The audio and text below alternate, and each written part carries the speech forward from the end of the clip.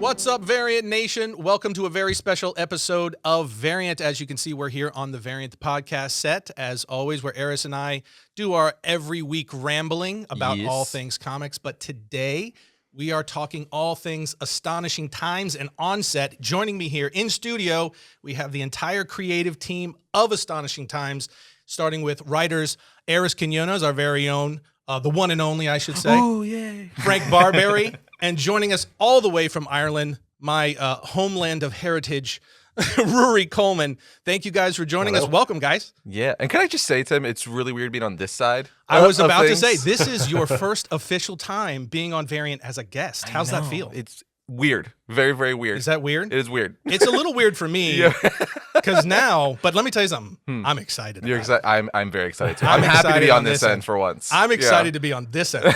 Oh, great. Because Arris doesn't know the questions. Great. He doesn't know. We're going to be getting deep. We're going to let we're going full psychology on Arris. You guys are going to be helping me out. We're going to be figuring out what's going on with this guy. Is that what this is? That's what this is. I didn't want to tell you because I wanted to be a fresh, but it's an intervention. Intervention. This is an intervention. No. This isn't really about Astonishing Times in the end. No. Long con's been worth it. We got here. Arris, I'm actually a licensed therapist. Oh, man. Oh, crap. A lot of things you don't know. It's like my wife and kids here. They're like, pop out. We're going to bring them in one at a time. Yeah. We're going to bring out a really dark version of This Is Your Life. We're going to bring out your secret family. Why don't you love me? And I want to say, speaking of family, I want to congratulate Ruairi. He's a dad for the second time over. Just recently had a new little bambino. How's that? What's that life like? I'm still. It hasn't fully hit me yet. You know, once I wake up from the exhaustion, I'm sure I'll realize that my life is in ruins. But for now, things are going good. Well, at that end, you just celebrated birthday. Happy belated birthday, all the way from over here in the U.S. of A. Happy birthday. Don't start singing. You. Don't start singing. And now we can talk about Ruairi's most important child, Astonishing Times. That's right. Yeah, exactly. He's like, I've lost enough sleep. What's a little more? Yeah. Sounds great. Well, guys, let's kick this off for starters. I want to kind of go through a little bit about each of you, and then we'll jump into the heart of the actual book of itself. So obviously, we've got Frank Barbiere. He's the veteran writer of the group, right? You've been around quite a little bit. Why don't you give us a little bit of a rundown of your experience and your bio?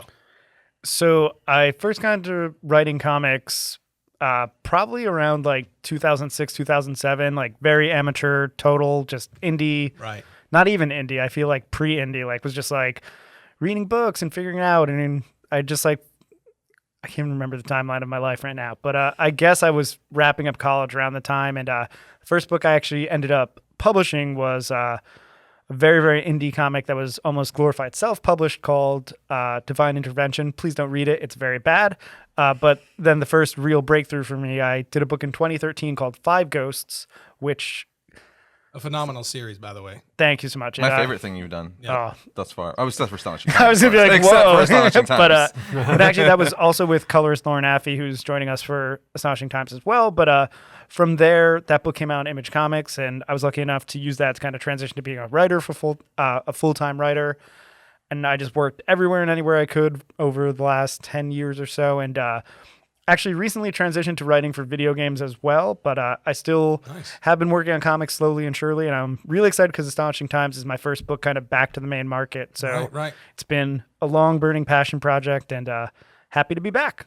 That's awesome, man. And how about you, Ruairi? Give us a little bit about yourself, your bio, your experience, and what you've been doing outside of Astonishing Times up to this point. So I started out 2012, so getting close to 10 years in Irish sort of indie comics, doing like zombie things and stuff like that. And eventually it was through the recommendation of Will Sliney. It's like done loads of stuff with like Spider-Man and things with Marvel. Got me doing some Star Wars magazines for German publisher. So I got to do like an adaptation of Star Wars novel, Weapon of a Jedi, just up here. And that sort of led into more work with like Dynamite. I've done like a Kiss Army of Darkness book, Black Terror. I've done some little bits of work with IDW on like Teenage Mutant Ninja Turtles, some covers and things. and that's kind of slowly. Oh yeah, I worked at Marvel. That's not a humble brag. Just a little Yeah, startup company. I totally forgot that I Just a done little that. no-name. Yeah, I worked at this Cloak and Dagger thing. I mean, but what I mean to say is I've been just waiting my whole life to work on Astonishing Times. Oh, This other stuff. Fantastic. And I'll be the first to say, at least publicly, you did a phenomenal job with Astonishing Times, man. It looks beautiful, and you added so much to the book, but I'll let these guys elaborate a lot more on that, I'm sure, throughout. Thank you very much, Tim. this is the first book you've been featured on as a creator, correct, Ruairi? Yep, this is so I really So like wanted co-creator, to Nice. dive Fantastic. in. Yeah, and I'm honored for the opportunity with you guys. It kind of almost didn't happen, so I'm glad But it worked out. we forced fate. We're like, no, it's gonna happen. That's right. It's like when you know, Yeah. you make it happen. And these guys do nothing but sing your praises and just thank the heavens above that it landed in your lap. So, Man, me too. Middle of the pandemic, comic books have shut down, and yeah. it just so many things just sort of happened at the right time, and I appreciate the praise, like, because I'm the most proudest of anything that I've done.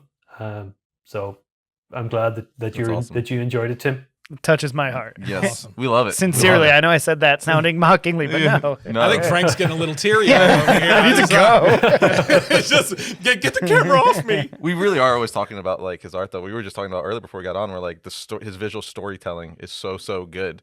So it's like, we're happy to have you. And just you're stuck with us now forever. Yeah, and just your professional and calm demeanor. And one thing, like, again, speaking almost to the production of the book, because we were given the space to do this book, obviously on a timeline, but a timeline we got to set, we've really done a lot of communication. And despite Ruairi being in Ireland, thankfully, the internet in 2021 is not something people haven't heard of, but Right.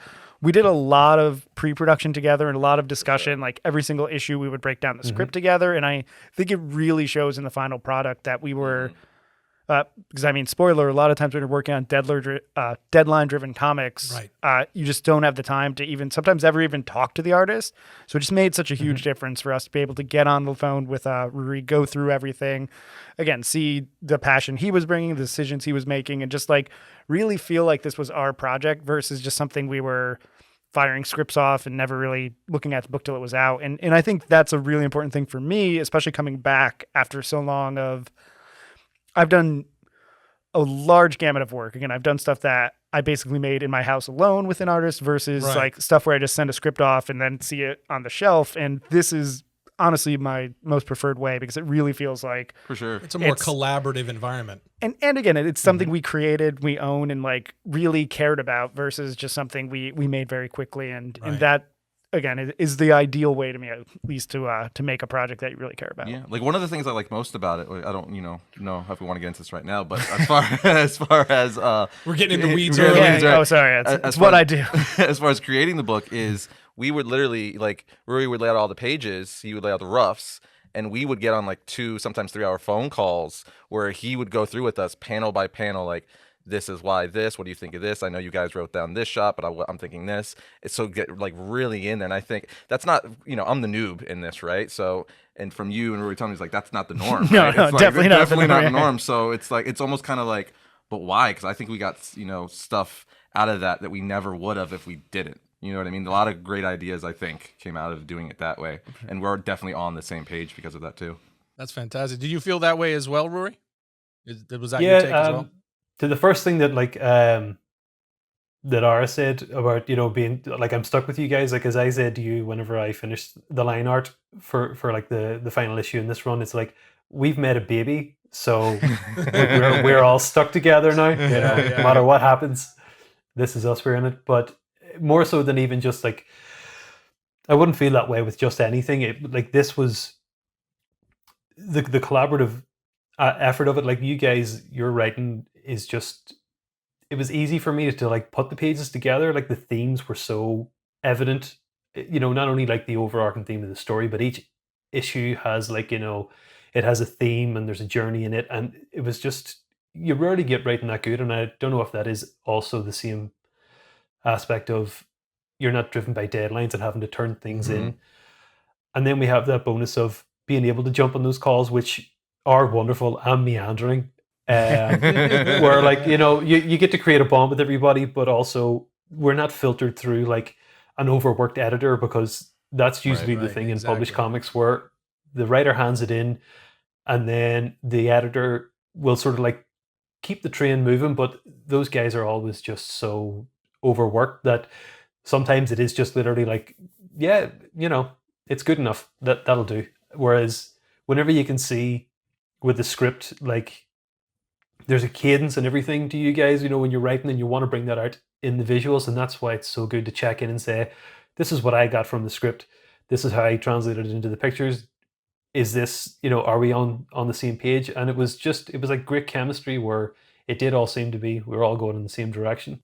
That's fantastic. And that's actually, I would say, probably, and I'd see if you guys agree with this, that would be one of the major benefits of having a creator-owned book, right, with a platform like ComiXology.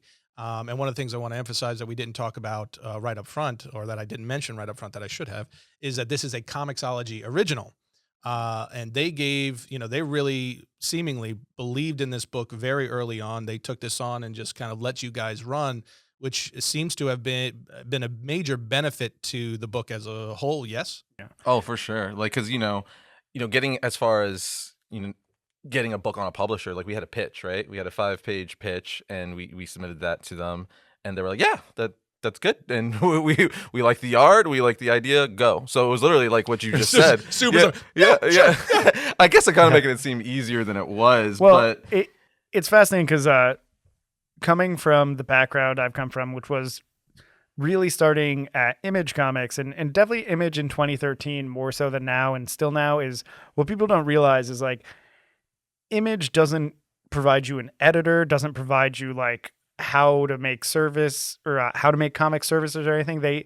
Once they agree to publish a book, you basically do it, turn it into them. They'll do like pre-press and prepare the files, but like you need to make the book and send it to them. So a lot of people who are trying to break into comics, obviously Image is a really cool company, but simply aren't ready. Like had I not self-published a full book and learned every single part of the process, I would have just been thrown into the deep end and failed. And bringing that to ComiXology Unlimited, a lot of people will, when they do creator own stuff, hire an editor, hire some production people. But I just feel very fortunate to be in the position I was, where I'm like, you know what? Like, I feel like we can handle this ourselves. Like once we started talking at Ruairi, like we're all on the same page. We were able to get the same schedule together. And like, I think editors are great, but for my stuff, like I feel like I've reached a point where I know how to get what I want and don't need someone else to help pull that out. And, it's just so refreshing to set our own cadence to do that. And it's not even like someone interfering as much as just like, oh, we clearly are all on the same wavelength. And I think Ruairi, even early on, like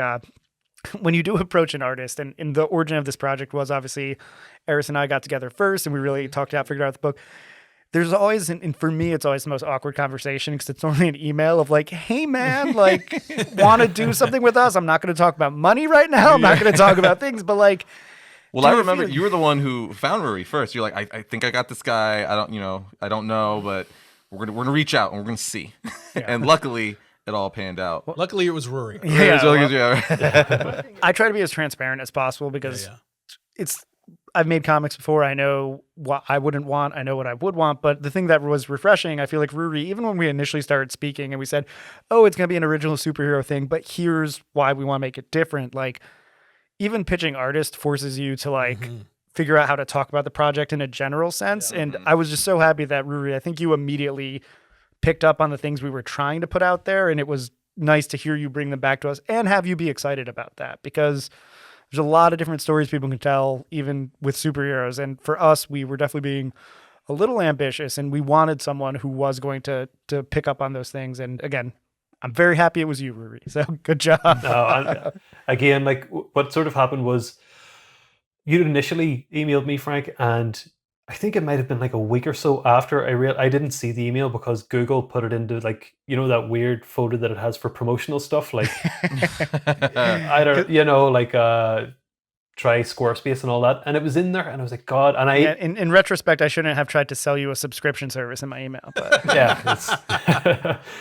I emailed you back, and you'd actually got, I think you were already talking to other people, and I was like, I lost this. And then it was like another week later, it came back and I caught it that time. And I actually didn't know that part. That's funny. Yeah. As far as you thinking that, like, I I didn't know. It's done. They got someone else. Yeah, that's sometimes that happens. Sometimes you're offered work and you're like, yeah, and then you just don't hear back. You're like, I think I'm working on something, but the guy, I said yes. So like ready for that to happen, but yeah, like jumped on it the second time, and then because it was like the pandemic and there was no comics anymore, but then to actually hear the pitch and just your enthusiasm for it, and just to talk to somebody who obviously, like as you say, you don't try to sugarcoat things, because a lot of times, you know, when an email drops in your inbox and it's from a writer and I'm going to work on a superhero book, you kind of get ready for the smoke to get blown up your butt. You know, and it's the next big superhero universe and it's going to be bigger than Marvel. And you're like, oh, okay, you don't have any money. What are we doing? But yeah, to actually talk to somebody there and to realize very quickly that not only like are you like well established and you know your stuff, but you've got something interesting, something exciting, and it also helped that everything was set up to go with ComiXology. I'll be honest, and I'll tell this now because I don't think I've told you guys already. Oh, great. Juicy content. There we go. That's right. Here comes the stuff I'm looking for. So we sort of got things going just based on like, you know, the chemistry and like the mutual trust and stuff. And as things were going on, you know, I was like, so they've offered this, and we're with ComiXology, and there's a budget, and everything's going well, and I'm working, and I'm getting paid when I turn pages in, but like I have got a contract, and I don't know if like this is a long con, because there are so many upsides to this, and I haven't got a contract. I'm like, I don't know when the other shoe's going to drop, and I don't know how bad. Does it feel a little real now that we're doing this podcast? Yeah, we're doing the podcast. Yeah, no, people are going to see it. Even now, no. Like even no, because at the start, Arris was like, you know, I've got like, you know, I have a YouTube channel and stuff, and I was like, no, this 2 million, no, that's not even possible on YouTube. And then you're going to be on YouTube, and you're going to be no, I'm not a YouTube guy. Like honestly, it's been so surreal so long, and I've even signed the contract, and even still, I'm like, how are they going to screw me? It's well, we already announced you're on now. We announced you in the announcement video and all that stuff. It's done. Yeah. It's out there. There's no getting out of it now, buddy. long paper. Well, again, I won't get too lost in the weeds of like comics like business, but like it's so funny because I think Ruairi, you've worked a lot more with companies who are probably a little more tight knit, like, hey, we're going to send you a contract before you even start drawing and things like that. And Arris, I know you've just done business interactions, but and this isn't like crazy information, but in 2013, when we did Five Ghosts at Image, there was no contract. It was just like an approval.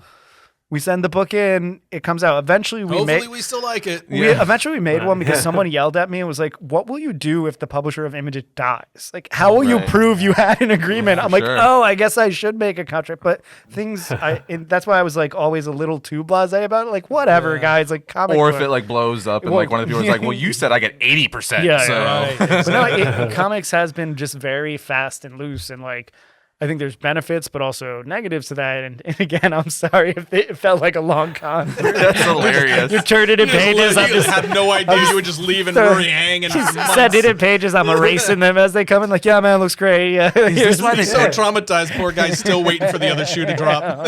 Is this why they picked me? Because I'm so far away? There's nothing I can do about it. It's like, this is a long bit that's gotten out of hand. They did a risk assessment. He's not going to cross the ocean. There's a pandemic, for crying out loud. But no, I mean, I really do think that speaks to like also the interest of like kind of global collaboration as well, right? Like you see an email come in sometimes, it's like, this can't be like. But again, I do appreciate Ruairi. You got on a call pretty quick too. You do know, like being in his shoes though, that is kind of like, dude, we got this channel that's got a big following and pyramid scheme. I mean, I apologize way too much as like part of my personality, but like that's why I try to be so upfront with people because you can. I've had projects fall through and I just feel awful about it because I'm like, I must have sounded like such a snake oil salesman coming up and being like, hey man, you're going to draw a little bit for free, but I promise it'll work out. And I got to be honest with you, the business side of me Arris knows this about me. The business side of me is listening to you talk about not having contracts in place, and I'm just like cringing. I'm just like, oh God, I would fire half of the company just for that alone. Like nails digging into it. No, You don't draw a thing until something's signed. Nothing. So now we know a little bit about how the team formed, right? And we've sketchily. Very, very strangely. It's a long con. It's a long con. Very long, actually. Ongoing.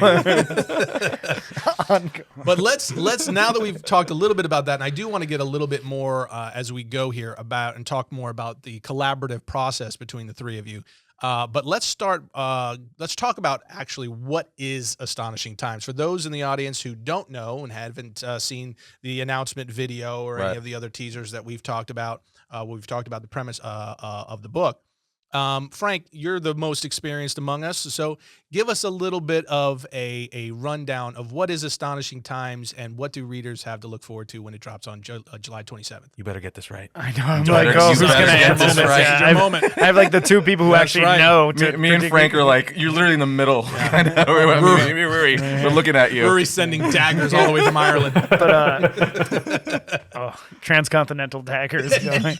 But so Astonishing Times is a creator-owned superhero comic. It's created by Ruairi, Arris, and I. And essentially, it's a 5-issue superhero story about a reporter named Noah Sands who lives in a world where superheroes are kind of commonplace. So they've been around for a good chunk of time. And clearly, it's supposed to be a mirror to our society a little bit of like, the fact that superhero culture is so mainstream. And Noah writes a column called Astonishing Times that he inherited from his father and is basically out there like fighting the good fight and putting the word out like, hey, superheroes are important and you should care. And the world has kind of moved on. And I won't get totally into plot minutia, but he does have risk of his column being canceled and basically needs to find one big story. And through that stumbles into a big mystery with some of the most famous superheroes in his world. And he is both anxious because he needs this to work, but also just totally awestruck by the fact he's now interacting with his own heroes. And for us, it's very much a love letter to the medium, but also something that we think really can redefine our take on superheroes for kind of the modern era. For me, like I said to Arris initially, and Ruairi, I think we talked about this as well, like why do a superhero comic in 2020, 2021? Right. And coming up with an answer to that question was almost like harder than writing the book initially. For sure, yeah. Because that's a deep dive by itself. Yeah. But I think really like we all aligned on wanting it to be like a very like aspirational, positive take. Right. We wanted something that celebrated the genre in the medium, not was cynical or mean about it. And that was really our guiding light. And really our main character, Noah, is a very like, he's like wide-eyed and very earnest, but we're not mocking him. Like it's honest. And I think that side of fandom rarely gets celebrated a lot. Like it's way too easy to be like, oh, nerds like superheroes. Well, he's like us, right? He's like the comic fan, right? And again, we didn't want to embellish it too hard and be like, look, he's just like us, like too blatant. But at the same time, it is something that I feel like, okay, like superhero stuff is popular. It remains popular. Why and what like can we draw out of that? And for me, that was a lot of excitement of the book. And I think that earnest tone, and I mentioned it, Ruairi, I think it's something you really caught in the acting of the characters and in a lot of like the ways that the superheroes look iconic immediately when you see them. The way Noah is like animated and fun and human. And for me, that is the exciting part that I hope resonates with people. But at the end of the day, it's a new superhero story that is also, as Variant announced, like the launching point of a new universe, as well as we've created our own characters. We've created our whole backstory. There's going to be a future. There's going to be a past. And that is also something really exciting to grow too, because we have a lot of story to tell. Yeah. Well, and people try over and over and over. Right. And that was a little bit of my apprehension coming into my first talks with Arris of like, you can tell when it's faked a little bit, like when people just want to make IP, when they want to just make new characters. And we spent so much time working together, then working with Ruairi to make sure like this stuff all had a point and a purpose. And I really hope people can see that this is a book we care about and has something to say like that we think is important and that is like celebratory and fun, as well as being an interesting story. And again, isn't just like, I don't know, us trying to generate new characters for the sake of having IP, but something that's really passionate about comics. Well, I can say from the reader's perspective, as we've talked about already on the show, I've had the pleasure of reading all 5 issues. of the book, and it shows. One of the big We're things done that here. comes Thank across. you. Yeah, now I'm ready to go home. But for me as a reader, this is one of the things that I'm excited about as far as even collaborating and working with you guys on promoting the book on this side is, and Arris and I have also talked many times on the show, I don't say things that I don't mean. I have a long track record of this. That's for sure. That's for sure. So when I compliment him, he's like, wow, he means that. I really did nail it. I got that one. It's like a Make-A-Wish thing for us, like helping Arris earn your approval That's finally. exactly right. Will this make you love me, Dad? No. Thank you, guys. Thank you. We did it. It just took 2 other people to make it happen. Well, one of the things I told Arris very, very early on in reading the issues was one of the things that came across to me, and this is also a big credit to you, Ruairi, in your artwork that you've done on the book, is it just there a golden age vibes just jumped off that page at me, which I absolutely loved.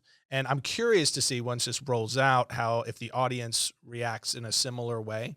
It just had those notes that just make comics fun, and the reason that I think really launched why we love comics in the first place, and it had those notes to it. So that's a big kudos to all three of you. That was very much intentional too, because it's going kind of reverse engineering that, going back to like the beginning of even how I don't even think everybody knows this, of like how the concept came. I just told you this recently actually, of how we came up, eventually landed with Astonishing Times. Like years ago, I basically when I was sick, I had like a fever dream, as I say. Right, yeah. I legitimately had a fever, and in this dream, it sounds like I'm making this up. This is real. I came up with this concept. I was laying in bed. Yeah, and right. an alien took me. I came up with this concept for a book, and me and Frank have been talking about doing stuff for years, even at that point. And then I was like calling him up and like, "Yo, okay, finally got this idea. What do you think?" And that idea is not what Astonishing Times is now. Right. But we went back and forth for a little while. It evolved, became the thing we wanted. But we eventually landed on Astonishing Times, which is kind of to what you were speaking of, like that really classic, like to put it, I guess, so basic would be like our love letter to comic books, where it's like we wanted something timely. Like, why do people like superheroes? Like even like little kids, you kind of just, why do they gravitate towards heroes, right? And I would say we personally feel it's because like there's something to strive to be. They're like a symbol to be better, right? Like where not everyone's good, but we think most people want to be good, or at least want to try to be good. Like given the opportunity, and kind of superheroes are like that thing that's like, hey, yeah, come over here, be a better person. And I think what summarizes our books, it's actually one of the lines in the book. We said it before. I think we said it in the announcement trailer. Would be like, we look up not for a hero to save us, but for the hope of a better tomorrow. Right. And that's like a line that's one of my favorite lines of dialogue we have in the book. And I'll probably keep saying that as we talk about this book. But it's because it just encompasses it so well. And then even the title, that was really hard. Coming up with the title, when we eventually, we went through a lot. It was funny because I would come up with a lot of names. He's like, maybe that's good for a story arc, or maybe that's like this, but not the title of the book. Ruairi, when we approached you, did we have the title as Astonishing Times yet? Yep. Okay, Yeah, so there was. We won't get back into this, but I can't remember when we were talking. Something we were talking about together, but like the title was so hard because we needed something that was cool, but something also that I was obsessed with, and Arris as well, like making sure it could be the title of Noah's newspaper as well, or his column as well.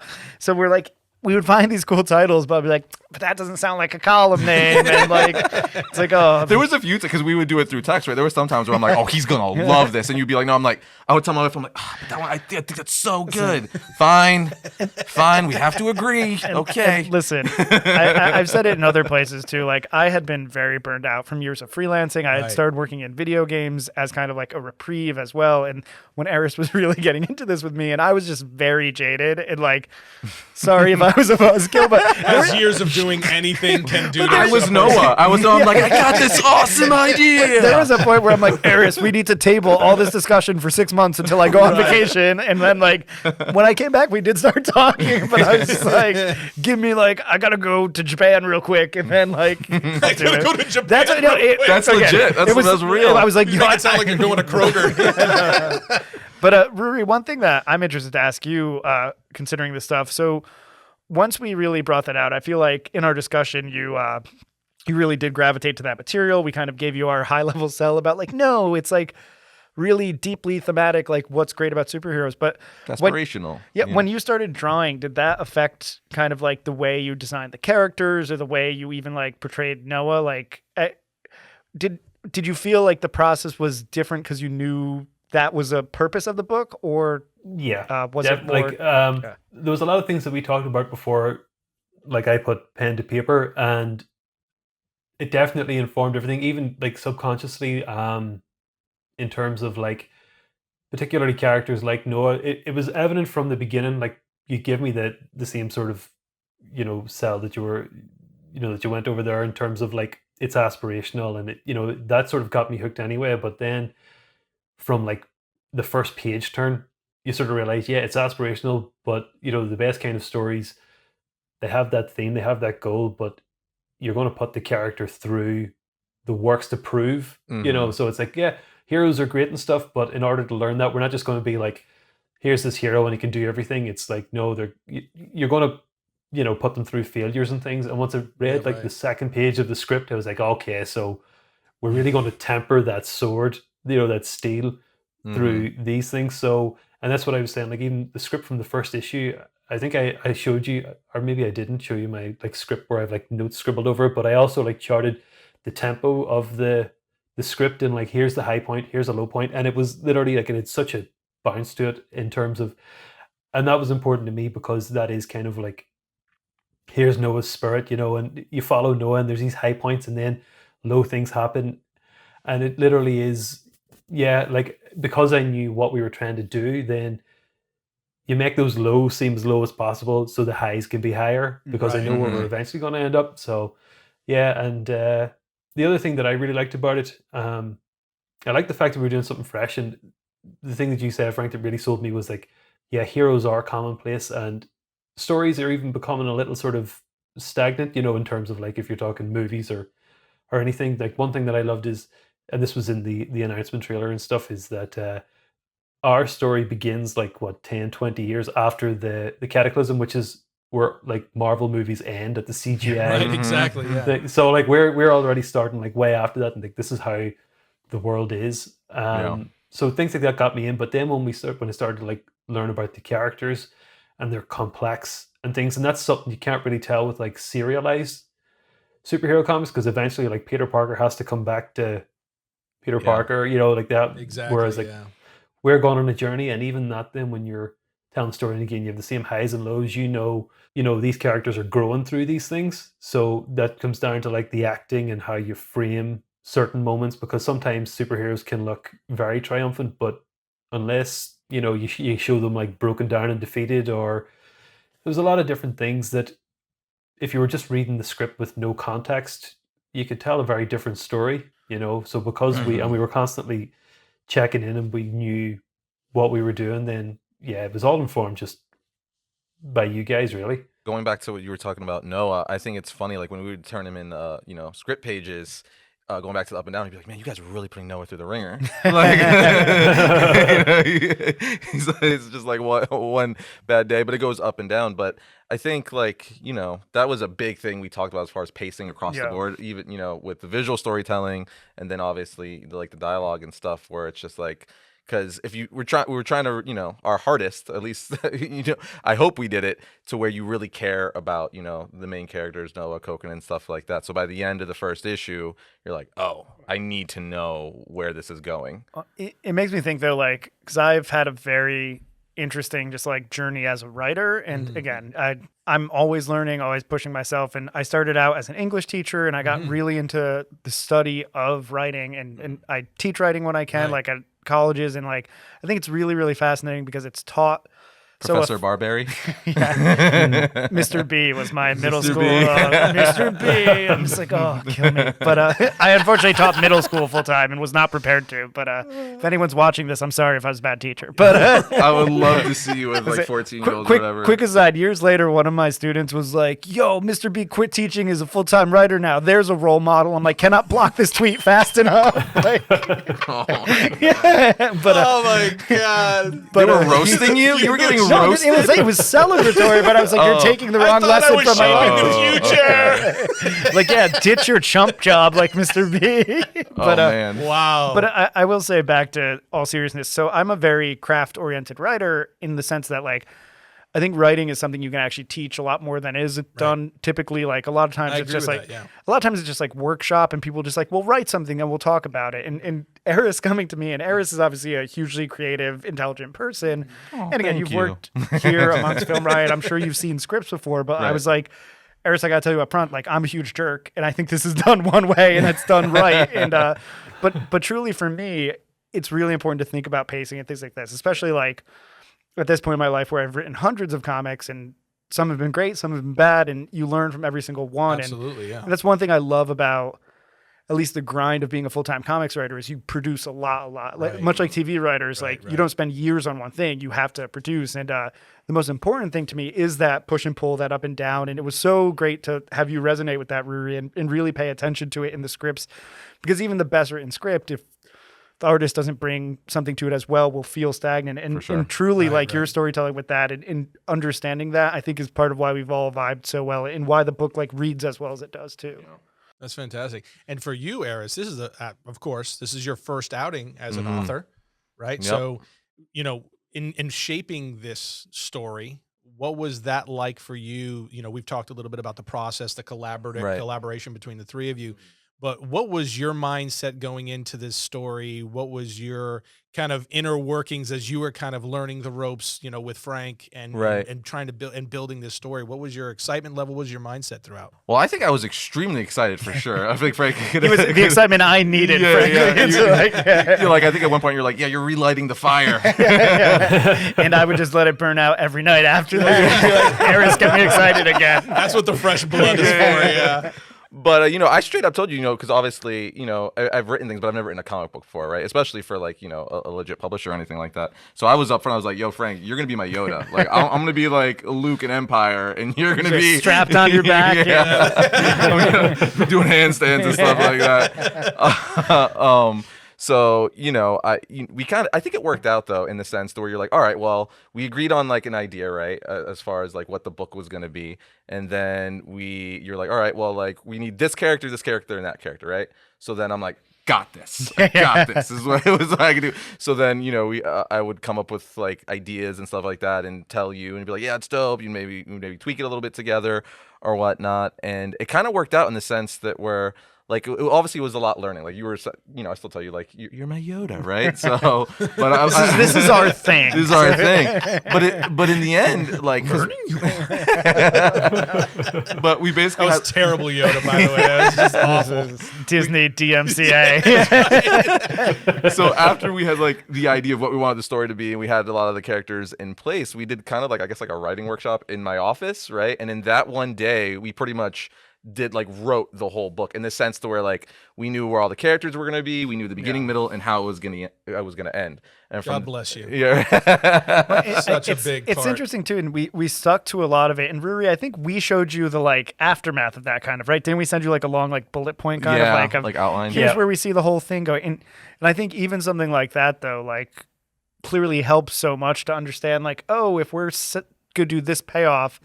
I think it even helped you inform like some of the like early paneling, like, oh, well, I know the twist coming up, so I can at least start planting it. And like, I think that's some of the most rewarding stuff when you read a book, and especially a monthly comic, because first you read it like probably piece by piece, and then when it's collected, you can go through and be like, oh, look, like everything dovetails. There was a plan here. Yeah. And truly, like, I am in awe of a lot of monthly writers. Like, I think back to even like, I think Neil Gaiman and like Grant Morrison. So some of like the big names like talk about writing monthly comics, and they're great planners, right. But like still they're like, yeah, it's like jazz. You just hope you're hitting the mark. And like when it works, it feels almost like magic, but like to know that sometimes, and even Bendis, like when Brian Bendis was writing so many books, like they seem so well planned, but like that stuff changes on a dime. Yeah. And I'm a planner. So the fact we were able to take our time and do that organically and not just like, oh God, issues due this week, let's write it. And again, Vomit pass. Yeah, but I do think that's what people enjoy with books, and the joy of, I think, sequential like stories like that. The fact like, oh, you get the chapters and they build to something bigger, and to do it right really was a huge breath of fresh air for me because I've done it wrong before and it's a bummer. And like when everyone always cares, it just sometimes you're building the boat in the water and sometimes it sinks, right? Like, well, I think the biggest thing I going back to as far as being the noob here, that I learned is, the hardest part is doing that story, right? So it's basically, in our situation, we're co-writing the book, so just hashing out the idea of like this is everything that's going to happen, beginning, middle, and end, and then from there you bullet point it, right? So you like, I want this to happen on page 1, I want this to happen on page 2. Let me tell you too, some people just do not do but dude, that. it's so much easier I know. because I remember at the beginning I was stressed about dialogue. You're like, dude, that's going to be so easy. It's because, and in hindsight, you were 100% correct, because it's like, once you know where you're going, that Noah's doing this, Koken's doing this, you know where they're doing, and you know where it's going to end.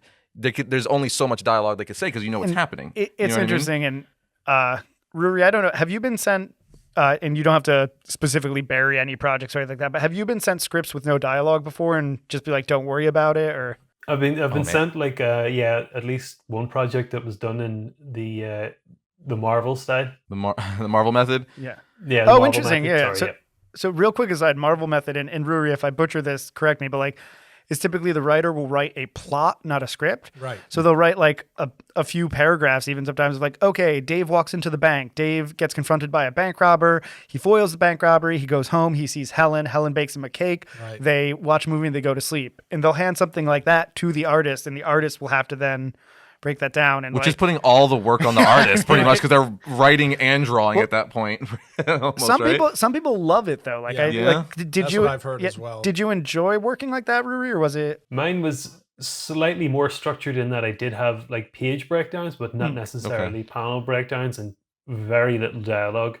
Might just be like, such and such says something to the idea of da da da. But when I first got it, I was like, is this a first draft? Recent thing. And then I sort of realized that, okay, we're going like Marvel method, which I'd never done before. But it is because I'm like, I don't know. Like, I understand the things that are happening, but I don't know why the things are happening. I don't know what this is leading towards. I don't know, what anybody's arc is. And especially, when it's in the serialized format, you get a script and then you get to the end of it and then you get the next script. And it's like, if I'd have known the stuff in issue 2, when I was doing issue 1, I could have set some things up, which is one thing that we had, especially even like we designed sort of Noah, Koken, and Infinite at least before we started issue 1. And Gold Rush, I think too, because I think I was saying because he's on the first few pages. So Spoiler. Yeah. He's in the teaser. Yeah. We were we had those, but not only were we just like there was actually very little discussion of what they were going to look like. It was like, this is the power set. But it was more so, especially with like guys like Koken and Infinite, it was more about their character, what they were like, and what was happening with them in the story. That it made designing them a lot easier, but it also made telling their stories, because then I knew from the beginning, before, like when we meet, say, Koken, before he does anything, I know his character. I know I know how he's going to act and how he's going to move and how he's going to treat people like Noah. And if I just had a script where like a guy shows up, you'd be inclined to like make him look like the most superheroic, because I know that's Koken, so here he is, he's a superhero and he's doing like this pose and that pose, and it's not telling anything about his character. And like, for me, that's the more important thing, because as you said, Frank, when you get the whole thing like collected in a book, or if you reread the 5 issues once it's over, you want to see that kind of trend. And with things like a Marvel method, or people that are like giving you the information, sometimes you don't even get the full information you need for the issue. When you're writing sequentially, but especially if you get like one issue at a time, and then you realize the stuff that you're trying to pay off here, you didn't set up in the last issue. That happens a lot, so like, this is why, once again, this is my best experience that I've had working on comics, just because that love of the craft is there, and we were all on the same page. As far as design goes, we would only give him like, I think for Infinite, the only thing we had for Infinite is like, we want dreads. That's like, just, whatever you want, we want dreads though.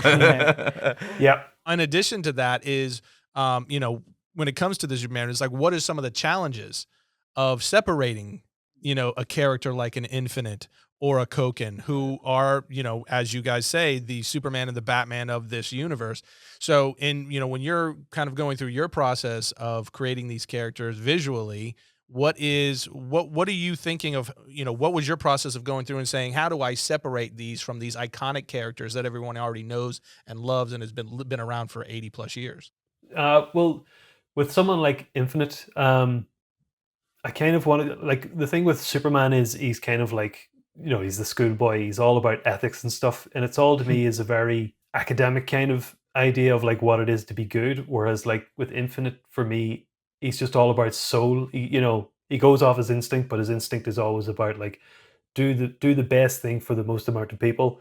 Do the right thing as much as possible, but also just like some of the things are even like the power set where like he gains his powers from life, and so like that's just a good vibe to me. So not even like how he looks, but like how he carries himself, versus like a Superman where again there's the iconography of like the square jaw and stuff. It's like that's a very different vibe to me than, so like I was coming from the soul of the character first to be very wishy-washy about it.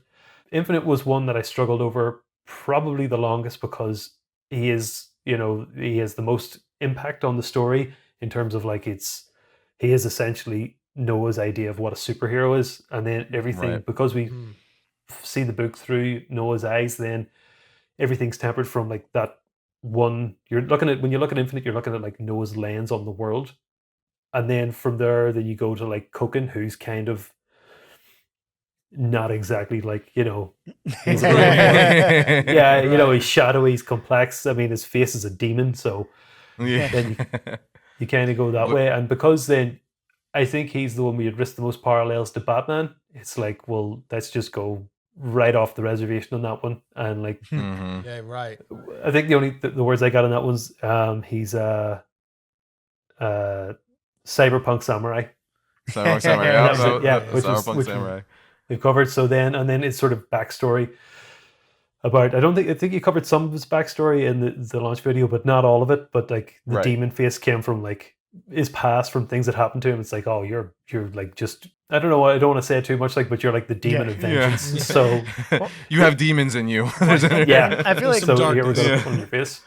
He's someone too where I feel like, though, like in his superhero persona, he will wear that mask, and it's very much that identity and that idea of like, yeah, he's the intimidating, like shadowy character who is trying to clearly like instill fear into the hearts of villains. But I feel like I love the expressiveness you gave Koken, as we see him a lot in our story, a little bit past his prime and not wearing his mask. And I think we told you, Ruairi, like just make him like a grumpy asshole, like grumpy old man. Yeah. Like he thinks superheroes are corny as hell and like it's just all business. But I feel like I love the fact that like him standing next to Noah, like you get such good acting in their forms. Like you can see just from how they carry themselves, like the difference. And that's the kind of thing, like as a writer, like you have to let into the hands of your artist. And, and again, it is just such a collaborative medium. And if Arris drew the comic as stick figures, it would clearly it could be the best script in the world. But if he can't, that could be a variant cover. We could do that. but Ruairi really, again, even just hearing you talk about it is so thoughtful and great to know like that's the level of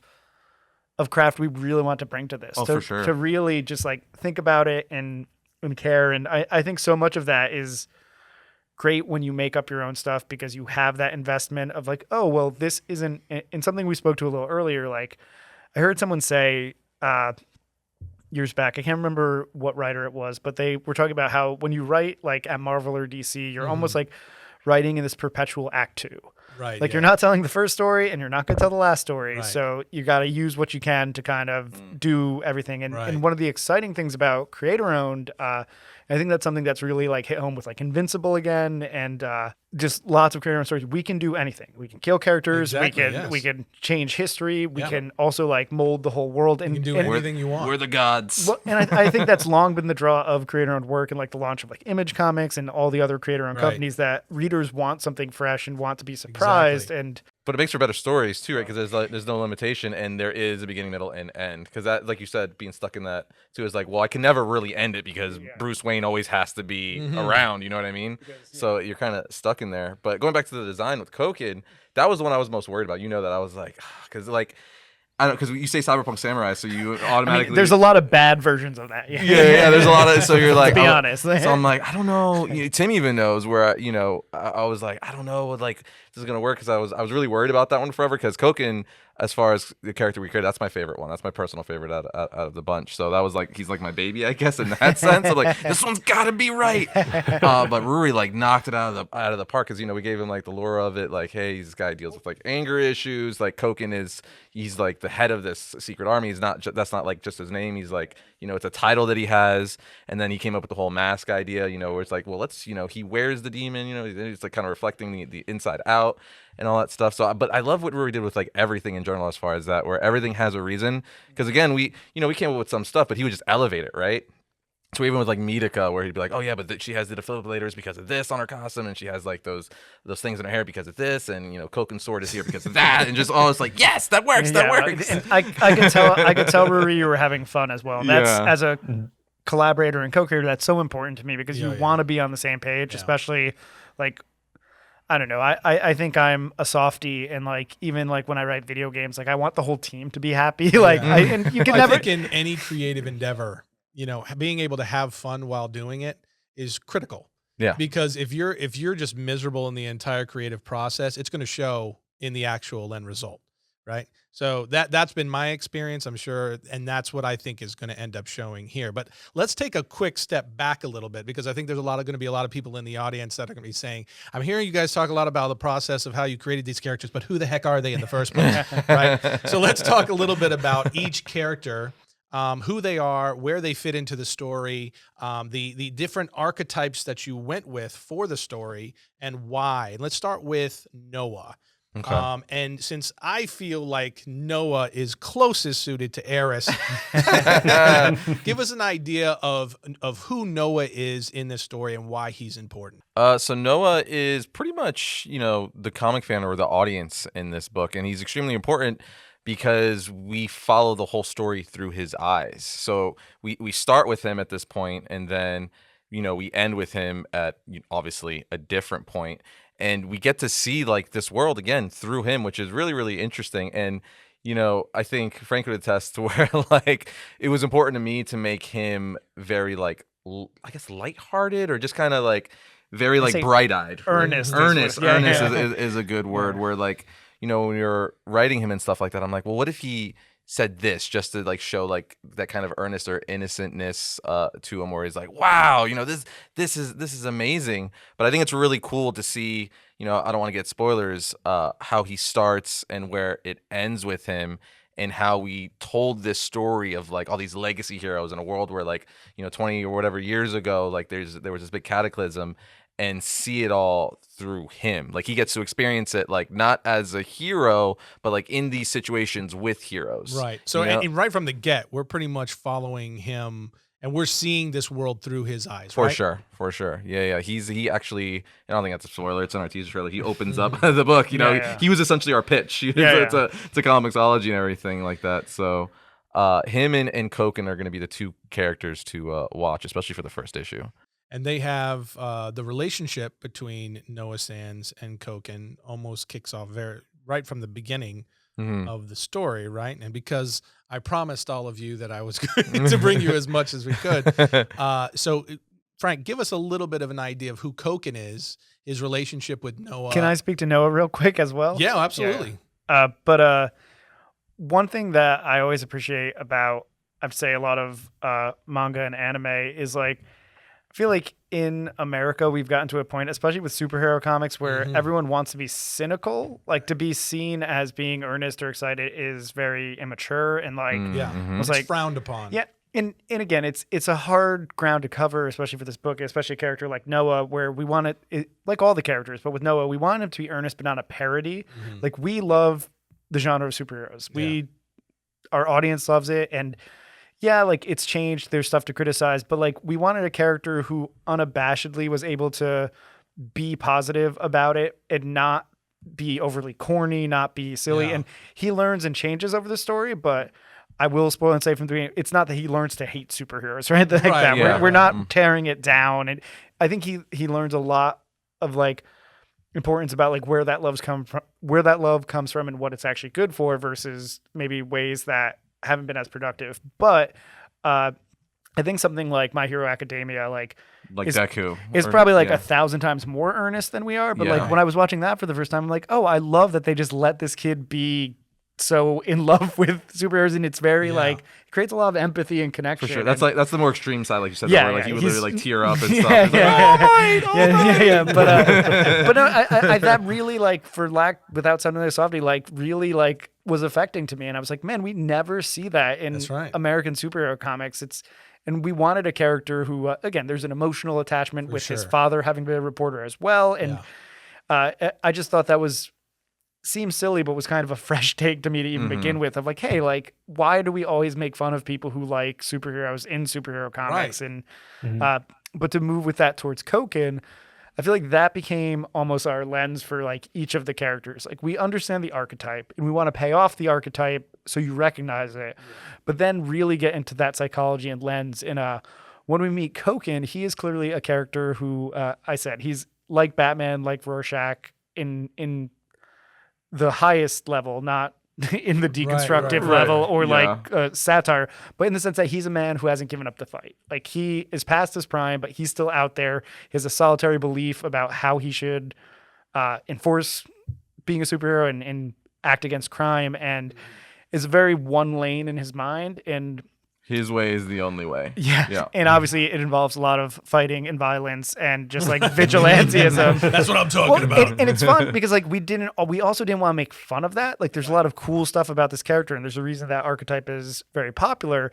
But at the same time, by pairing him with Noah, we're able to bring a lens to it of like, oh, what would someone who like loved superheroes think if they actually met someone like that? And there's a little bit of intentional and unintentional comedy and like odd coupling. And Ruairi, I think you did. That's one of my favorite parts. Like the relationship of Noah and Koken, I think, is one of the coolest things that we did as far as the dynamic go, because it's kind of like the straight man and like, you know, the goofy guy a little bit, where it's not, you know, we're not doing any fun of him, but it's just very like, you know, Koken is so serious. And he's like, would you shut up, man? Like, come on. We got to get the job done. And we wanted to make a book that celebrated the idea of like, oh, what would it be like to interact with your heroes? And I think we did manage to really tell a unique story that brings a lot of those familiar elements together, and I think goes in a direction people won't see coming. But building it from that earnestness, we wanted to deliver with Noah, as Arris was saying, like very earnest, very positive character. And with Koken, someone who's a little more like in the reality of it all. Right.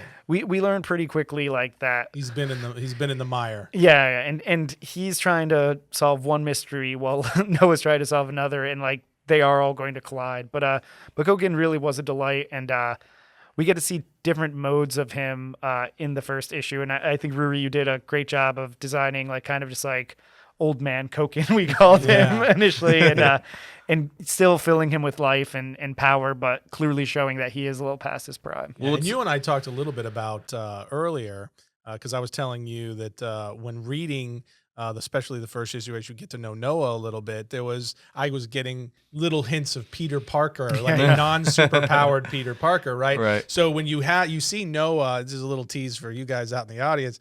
When you see him and Koken come together and begin to work together, it's almost like if Batman and a non-superpowered Peter Parker had to work together. No, it's great too. That's the vibe, which is a very cool dynamic. And it's like Noah, you know, it's not really spoiler either, but he has a family, right? He has a wife and a kid, so it's cool to see that dynamic too, where, you know, when he's out with Koken and stuff like that, he has something very real to lose, right? You know what I mean? That's like right. he's a family man, so I think that's a real interesting aspect, to be like this guy who loves superheroes and everything so much, and is now like thrown in the middle of it. It doesn't know how to. Danger's real. Now the danger's real. Doesn't know how to deal with it, but also he's like, one, I have a family, right? I have a wife and kid, and two, like, Dad, I don't want to let you down, like, because this thing I'm trying to do is for you to, like, you know, let that legacy live on. And I've said you and I actually talked about it on the podcast just after the announcement. One of the things that I said is, and I told the audience, is that this story, you know, even though we're saying like this is a love letter to superheroes, the story itself, the actual direction that the story goes is not quite what you think. So it's not necessarily telling a story that is about, let's say, the love of superheroes. Yeah. Right. Yeah. Even though that is an aspect of it, particularly in relation to Noah, but the story itself is much bigger. And it's this murder mystery that, you've hinted at, that goes in several different directions. And there's many points where you're like, who are these people? And what is really going on here? Yeah, I think that's definitely something fun. And I was actually going to comment on that just the tease a little bit, like even in the trailer and, we tease the stuff, like it's still not going to be what you think it's going to be. Right. And that's all I'll say. Right. Like, there's a lot of story left to tell. And Yeah. that's one of the exciting things is as you work your way through the story, is that you can tell that there's a big foundation that's being laid, and there's a lot of story left to tell. Yeah. And I think for each individual character, even not just the through line story. And I love how Koken, going a little bit back to Koken too, how he's kind of like the gateway into this world, in the superhero world, right? Like, is the only reason characters get connected is because of him. Yeah. Right. I won't say anything more, but like he's don't go too far. he's the guy who's like kind of opens up the world for us to see everything and get introduced to. Well, sticking with Koken, Ruairi, what was it like from your perspective, getting to bring the visuals to life when it comes to Noah, creating that character, creating Koken, and then also bringing the art together for their relationship and how that kind of unfolded? With Noah, you wanted like the everyman aspect. So he was pretty, like, I don't want to say he was pretty standard. We also Yeah, right. It's pretty basic. but like again, you more wanted like his like enthusiasm and stuff to come through his body language. So there's no need to be too complicated with a guy like that. You did such a great job with that, by the way. Like a lot of the lines we would come up with is like, well, because Ruairi could like really sell that with the facial expression. Like that'll be really funny. Like the thing, I think with the issue 1 script, I think I sort of like have a note on my like the printout that I have of like the scene with his family. Like that's the heart of this whole story. Yes. That's why he's doing everything. So I think it's. Right. I can't remember how many pages that scene is, but I was like, this has to be done right.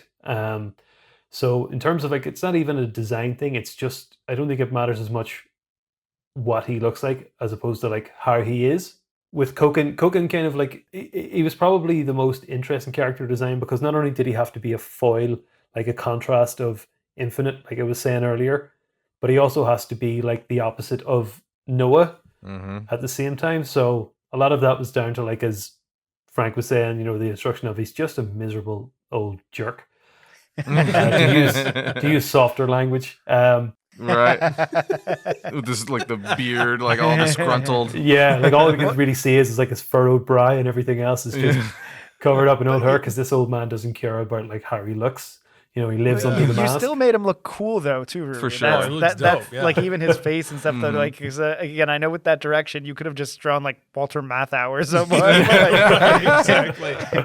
Because we see him a lot without, his mask or his helmet, so, and it looks awesome. And the big things with that is, like, to contrast him and Noah, I don't know if it's spoilery to, like, talk about the first time they meet. It's in the rain, and you can really tell from their body language. There's how you would want to look cool in the rain, and then there's how you probably look in the rain, and that's how we meet these two guys. Where like one's got his jacket over his head and he's huddled in the rain. Exactly, yeah. Like the cool guy steps out, holding a newspaper up as an umbrella. That's my hair. That's my hair. Yeah, and then the other guy walks out and he's just drenched and he doesn't care. And like that's from the moment from the start, I was like, this is their dynamic. You can sell it as much. Like just sell that. As like, this guy's the cool guy, he's done it all, he's seen it all, and this guy's just amazed that he's getting to see all this cool stuff. You're right. Exactly. It's cool. And it kind of fueled us too, right? Like even once we, got the pages back for issue 1, we're like, oh yeah. Because we now like we think of it, but seeing it, him bringing it to life, then we're like, oh, you get a better feel and a better grasp, and it kind of evolves a little bit, So that was really fun. And that's one of the things, like, I know we talked about, like, the initial plot was very in stone because we worked so hard at it, but little moments like that, I feel like we were able to pay off a lot once we saw like what Ruairi was doing and like the way, like, I think that dynamic you really discovered with the physicality of it, Ruairi, like the like almost comedy of their body language and not so like absurd, loud comedy, but like we have lots of good reaction moments where Koken and Noah are both reacting to the same thing, but physically like presenting very differently. Right. Yeah, it's always like not giving anything away, but like an example that's not even in the book, but like something happens, Koken's always looking forward, and freaking Noah's like freaking out in the background. Well, sticking with Koken, what was the inspiration for the cyberpunk samurai? Where did that come from? It was kind of just something. Well, I personally knew when I came to, I wanted it to be samurai for sure. I was like, samurais are just dope. You know, there's a lot of lore there that we could pull from. I know, I certainly appreciate it. Yeah, and use it in there. And then it was kind of like, well, how do we make him different? Because he's already like this, you know, he's our Batman-esque character, I guess you could say. So it's like, all right, cyberpunk, like that's cool because it's like a samurai cyberpunk. I'm sure it exists, but you know, at least not the way we've done it. And it's just, you know, I thought that would just be really, really interesting. And then it was kind of fun from there to like knowing we want this type of character. We're like, well, what would this character's backstory be, right? Like, where would he go from there? So, like, he's a samurai, right? Like, how does he land there? Right. How does he land with having like a robotic arm and leg and being like this samurai, future samurai character? So it's fun to like go back. Well, it's like maybe he has like anger issues, right? So he goes all around the world, and he's like, you know, to focus that, not because like he lost anything or anyone in his family died, but he's just like he gets set off at the hat, and that causes like a lot of bad things to happen in his life because he's a hothead. So he tries to channel that, and he eventually ends up, you know, at the secret society in Japan that he learns through, you know, whispers here and there. It's like, yo, you want to learn something, you want to channel, like be the best of the best, you know, like lethal weapon in the world, you got to go to these people, and XYZ reasons he gets in there, and he becomes the Koken, the leader of this clan, if you will, and that is the name. Koken, right? Like Koken, the Koken is representative of his position. Yes, amongst this group. It is a title you earn, so it's not like, you know, like Infinite is just his superhero name, or you know, like Spider-Man would be his superhero. Like Koken is like there could be multiple. He just was able to become the Koken. And that kind of speaks to the next part, Ruairi, which I believe you had the most to do with, which is his actual look, his weapons. And developing that out, what was the inspiration for the overall look of Koken, which in my opinion is just one of the coolest aspects of the entire book, is Koken's look and the weapons that he used. Could you kind of give us a rundown of all of that? Yeah, I think the thing that I wanted to sort of like merge to get away from just entirely going like, you know, Japanese and the samurai aesthetic was like, yeah, he's American, so we can like work in, you know, military sort of material as well. So it's kind of like, yeah, he's got his tactical material like samurai too. SWAT. Yeah. Like that, like especially, you know, get him like not necessarily a flak jacket on top, but that kind of look, and add sort of flourishes like that. You know, make him baggy in places. It's also about the silhouette too. You know, I want him to look imposing and put things on him that make him look bigger, and like. It's the thing that you get from like, you know, SWAT, you know, there's just all this stuff, and you know, like I'm going to use it all to kill you, and that's it's like, how can I start out with the silhouette, and I'm like, right, I wanted, you know, the big shoulders and stuff, and then where can I add things that look dangerous? And it turns out to be kind of like, you know, you make things difficult for yourself, because then I have to draw all these different bits of pieces. But I think that the cyberpunk aesthetic at the minute is very much that. You know, it might be like simple clothing, but then there's just satchels and tech hung on everywhere. So it was like a merging of those three, of like the samurai stuff, probably less so, the mask definitely, but I didn't want to go down that road, especially because we see him with his mask off so much, and it is a very complicated situation. So I thought like sitting in the cyberpunk area was probably a better option, and then playing up, like, because although he has the swords and he has the Naruto's, which are sort of on his belt and things, we also have the guns as well. You know, he's not afraid to use fire. Just a dope ad, yeah. So it is that kind of thing of like, and that's something that I wanted to do, you know, in the visuals with the story, is to show like he doesn't, while he has all this stuff, you know, he doesn't even need that to kill you. You know, he can sort of like mess you up any which way. But if he has all this, like, how much trouble are you in if if this guy sort of shows up that's strapped? Yeah, and I like how just by seeing him initially, like, if you just look at him, you can't tell if he's really a hero or a villain, because he's so like, he uses that you know, that demon-esque look to basically, strike fear in his enemies. So I love that, where like obviously he's one of our heroes, but just by looking at the cover, like someone picking it off a shelf or anything, they're like, well, who is this guy? So I like the mystery that kind of with him. Clearly, like, he is cut from that dark vigilante hero archetype, and this was the thing that we really just put so much effort into. Ruairi put so much effort into, like, how do we elevate that to be our own? And again, like clearly he is an archetype as well. Like he has a function in the story, and he's cut from a certain cloth. But the fun of it was really building that out, and then like continue to see how he'll act in different situations. And we think that's really what sells. Like, this is our own take. It's not like we just like put a sword on Batman and here we are. Right. Yeah. Because again, we could have easily done that. Trust me, it would have saved us a lot of time. But I mean, and a copyright lawsuit. But it is.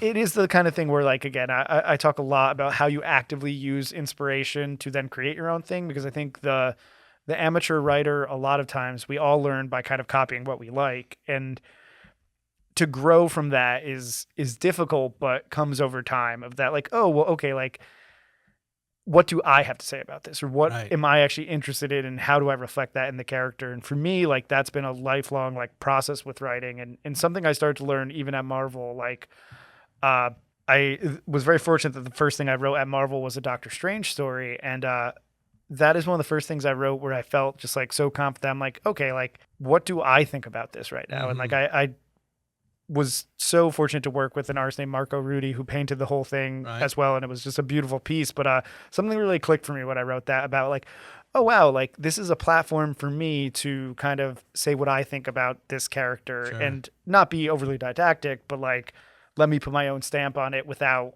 overwriting what's there. And I think that's what we've done really well with a lot of these archetypes, where they're recognizable, but they have kind of our stamp on them and service our story. And you can really see, just listening to each of you, you can see the different stamps that each of you placed, and what each of you brought to these individual characters, which leads us to the big dog, I guess you will, of the Astonishing Times universe, Infinite. We've already talked a little bit about him. But let's get into kind of the meat of who is Infinite. What does he mean to the overall Astonishing Times story? We do not fully meet him right up front. No. Correct. But of course, we all know he's there. He's part of the overall release and announcement of the video. So everybody's aware of Astonishing Times. One of the coolest shots, Ruairi. Can I just tell you, man, one of my favorite panels of the entire thing is that shot from the Cataclysm, where he just, Infinite's got the dreads and he's just destroying these aliens. You knocked that panel out of the park, man. Infinite looks absolutely incredible throughout the book, really. Yeah. But tell us a little bit, Arris, about Infinite. Who is Infinite, and how did you guys differentiate this guy, right, in a way that is going to make everybody not want to just go, hey, this is just Superman. Right. That's like the hardest part, right? Especially when you're doing like a character because if you say a character can fly and is super strong, they're like Superman, right? Like, automatically, even if that's not your intention, they're like going to compare him to Superman. So that was really, really hard, but really, really fun, because some people don't like OP characters, right? Because they're like, well, so if they can do anything, why is that fun? I'm like, but as a writer, I would say that's fun in the sense where it's like, it forces you to think outside of the box, right? So, because if you have this character that can do anything, it's super strong, and is like the character everyone looks up to this world, it's like, okay, what can I think up to be a challenge or a threat to this character? What situation could I put him in?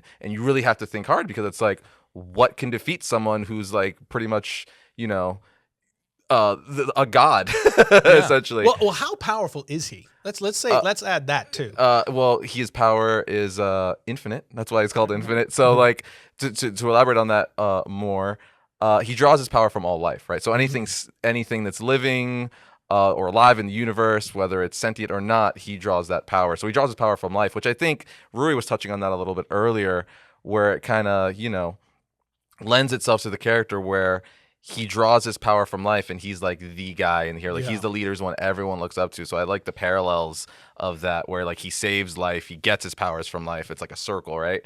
the cool thing about Infinite is he was actually supposed to be a weapon to like destroy the world, right?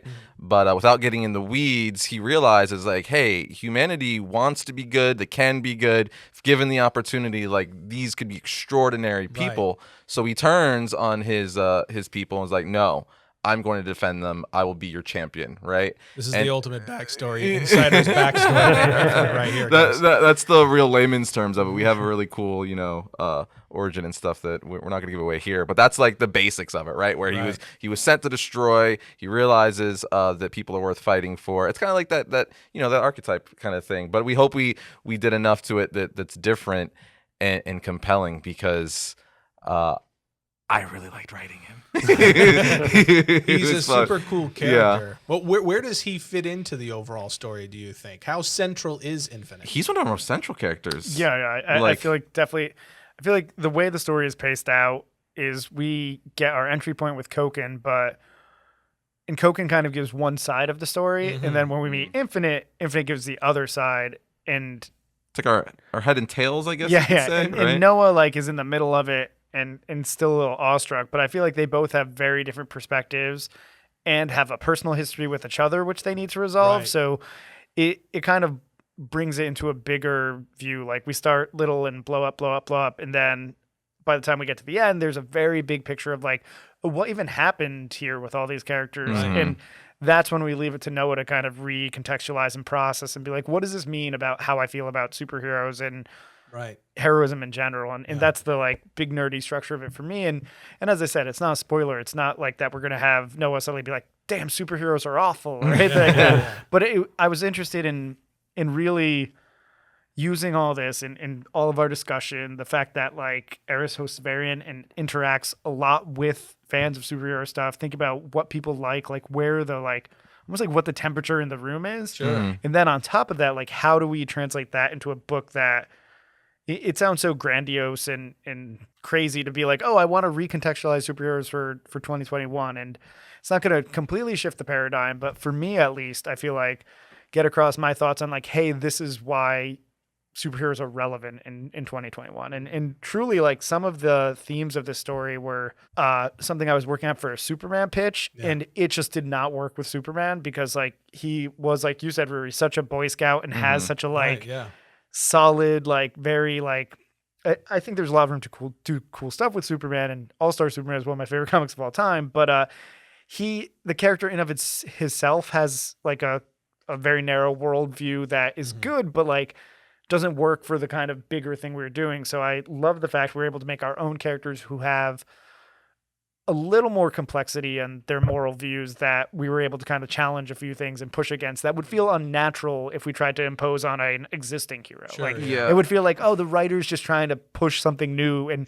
that is why I think sometimes it's hard to write established characters, because like people will like a certain version of them, and it can feel like sometimes you can feel the writer's hand in there, and it gets a little too like gets a little too didactic. And I like theme, I like big ideas, and I like kind of like value to the storytelling, but I never want to have my hands in there and be telling people what to think. And the ability we had here to make our own characters, and again, have all of our characters have very different worldviews, allowed us to really smash them together to build something new, more than if we had like Superman, Spider-Man, or things like that. And I think we made Infinite how he would differ from like a Superman or something like that. He's kind of edgier, for lack of a better term. Like where if Superman's kind of like the goober, right? Like the classic kind of Superman where he's like, he's a reporter, he's Clark Kent. What a nerd. Clark Kent. Where Infinite isn't like that, right? Like he's a celebrity in this world. Like he's actually wealthy and stuff like that. He's actually in his normal persona more of a Bruce Wayne, I guess you could say, in the sense that he's like this very put together, a dude who's well respected. He's not like that. I work at the Daily Planet, you know what I mean? So I think that was a fun parallel to be like, where Superman is the man in the DC universe, but he is like at home, he's like the goober kind of dorky, Clark Kent dad, right? But with Infinite, we got to flip that, where like he's the guy, but he's also, when he's not flying around saving people, still the guy. You know what I mean? Like he's not a douche or anything, but he's still like he's basically got everything on both sides of the coin. So I thought it was fun to explore that in something different. I thought we could bring to that type of character where it's like, what would it be like if on both sides you kind of have it all? I think that came from a lot of, again, discussion beforehand of what we are trying to do with this. We aren't just trying to rehash the same old thing. But we want to pay tribute to what we love, create something that has some familiarity with fans, but then also see it pay off in a big way. Yeah, from a reading perspective, or from the reader's perspective, for myself, that was one of the more fun aspects of the book for me as well, was watching the evolution of Infinite.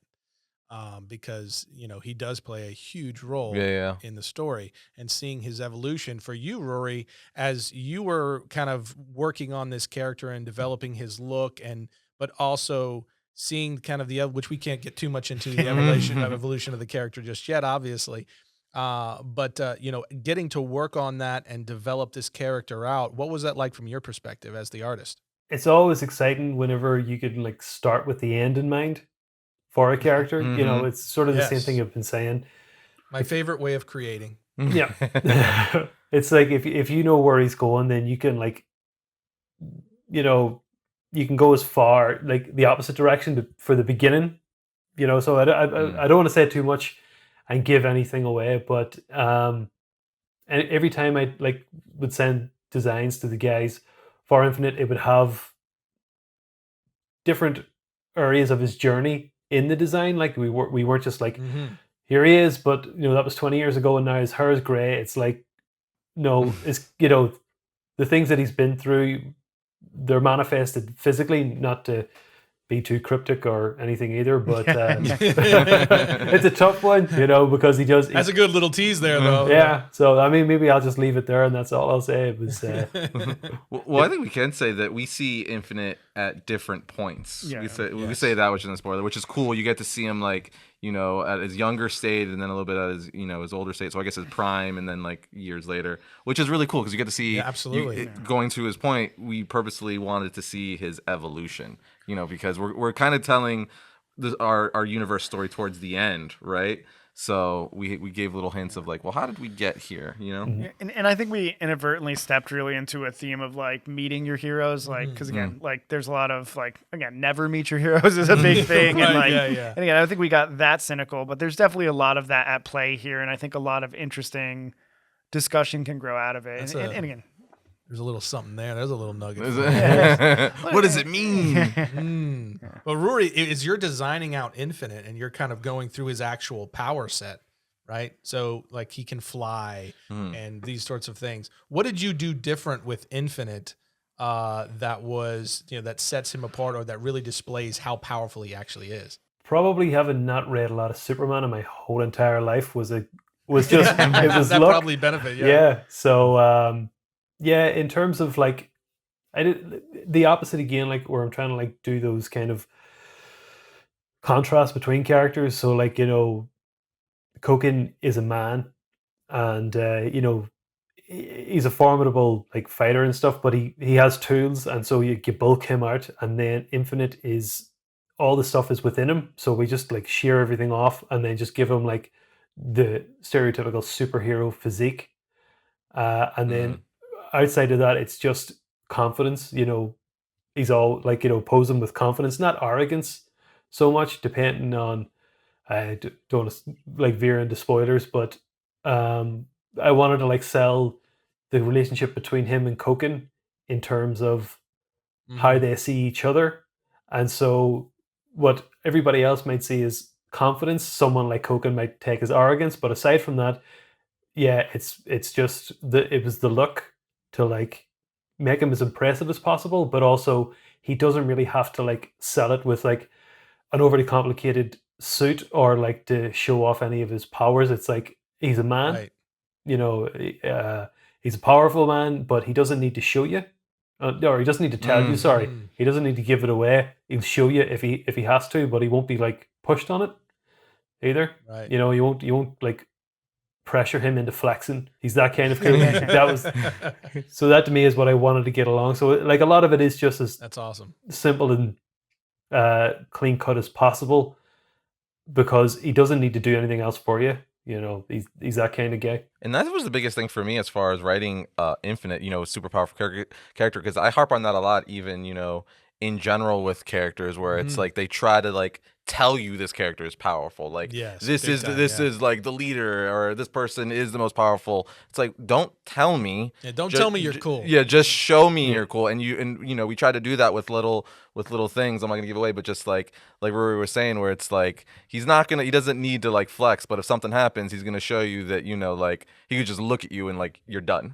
You know what I mean? It's that whole, you're gonna learn today. You're gonna learn it, so I don't have to say it. I'll just show you. And I feel like just with the to put a capstone on that, like I was very conscious of the fact that we were telling a story that had different versions of these same people, which allowed us to give them a lot more range and depth. Because like my like big fears as a writer when I write stuff is I don't want people to say this is generic or like this feels one dimensional. Yeah. And you can only try so hard most of the time. But with this, that's why we put all this time thinking of like, oh, I think there is a lot of interesting meat to our story about like the selves we present versus how we actually think of ourselves, which again is all stuff that I think, as we talked about what we like about superhero stories, I really pushed and think like, oh, what is like the cool thematic stuff in my favorite superhero stories, and how do we kind of package that all up? But you're still dealing with this character, right, that is insanely overpowered. Right. So, and this is like obviously a massive topic of discussion amongst all of geekdom, is when you have these characters that are just seemingly, they have limitless power.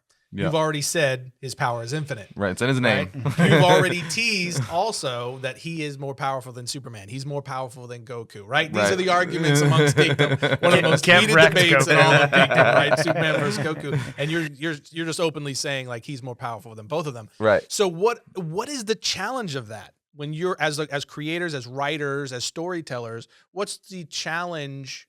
How do you meet that challenge of, okay, this is a character that literally can do anything. So how do we write a story that accommodates that without it just being boring?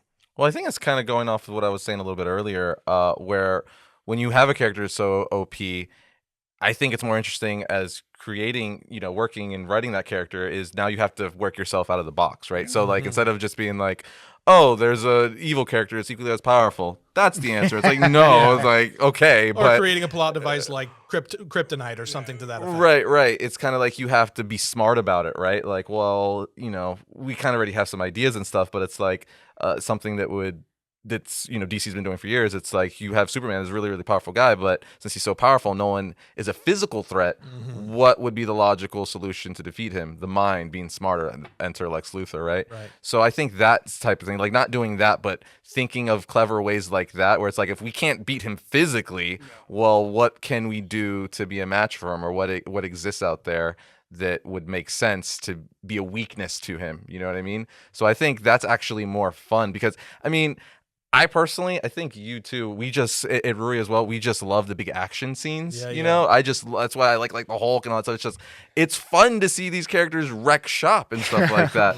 And for people who say, part of the genre, too. And part of the genre, but people are like, oh, it's boring. It's like, no, it's just, you have to think of clever ways to write yourself out of this mess or situation you put yourself in, while automatically saying, well, we don't really have a threat. It's like, oh, but we could think of something. Well, to nerd that up too and push up the glasses, I feel like one thing that you start learning as a writer is like every physical fight like has to also have like a conflict of values in order to really have meaning. Because if it's just two strong guys punching each other in a bar, like, okay, there's some novelty there, but there's no meaning. And like Arris was saying, like, especially with these superpowered characters, I think Infinite and the other ones, the interesting thing is like, okay, like, especially having a protagonist who's a normal person, you're not going to walk in and punch this person to stop them if they're doing something you disagree with. You need to like really bring a conflict of values and try to get them to see your side. And for me, know what makes them tick. Yeah. And that was the exciting thing for me. Like in things that I feel like I often say, and I don't mean it in a reductive way, but like anyone can tell a like easy old like Saturday morning cartoon story about good guy fights bad guy, good guy finds inspiration or power that wasn't there 5 minutes ago, good guy beats bad guy, we all go home happy, we all learn nothing. Like and again, there's value. Those stories are comfortable, they're cool, they're fun, but like I really wanted to push us to not just do that, to do something that actually brought some ideas out, and I think we landed in a good territory. For sure. And like point in case, like again proving that, if written well, you could make an amazing story with stuff like that. It's like All-Star Superman is like you said. Yeah. Like those, it's so much just like how you put this character who's all powerful in a predicament that's like, oh, well, that doesn't have much to do with my power set per se, but that's going to affect me a lot. So, maybe I could hopefully use my powers to get out of this, but maybe not. So it's a whole nother dynamic. It's not so much like, with Spider-Man fighting Venom or something like that, where it's like, oh, who's going to overpower each other? It's like, what's at stake for this character? What will be really, really bad for him if this doesn't work out? Like, what do they have to lose? I guess is what I'm trying to say. So it's fun to think of those kind of things rather than, because you could have the fights in there, but it's like, it's totally like what you said. It's cool to see people smash each other, but if there's nothing to lose, then what? So that's the real, I think. Similar to giving Superman a family. Like a human mortal family. Right. Because if he had, he didn't have anything, it's like, what does he really have to lose? As powerful as he is, he can only be in one place at one time. Right. Or just being smart with what you choose to embrace. Because I think one of the things I love about All-Star Superman is the creative team leaned into him being kind of like a god and thought like, okay, like what are Superman as God problems? Not, oh God, we need to humanize him and give him some human problems. And I think that kind of take is really smart on a writer's point of looking at this character and not trying to shove them into a box, but finding what works with them. And I think it's really teachable in that way. And when a lot of times people approach these characters, they almost have like a story mismatch for the type of character it is. And sometimes that can be really cool because there's like juxtaposition, but sometimes you want to service something that's not there. And it just goes back to creating our own thing is so great because we can make it fit like properly and organically, not try to superimpose some kind of story that doesn't fit with these characters. That makes sense. Now for you, Ruairi, what was it like? What were the challenges on your end as far as like creating that aspect visually of how do we tell the story of this super powerful being in a way that makes sense and doesn't have the audience going, well, that's a simple fix. Why didn't they just do this? I think it's difficult to talk about without going too far ahead in the story. And going into spoiler territory. Spoil the life out of it, Roy. Just go ahead and do it, man. It's like the thing for me was like, so we've already kind of discussed that the cataclysms happened, like the climatic Marvel movie thing has happened 20 years ago.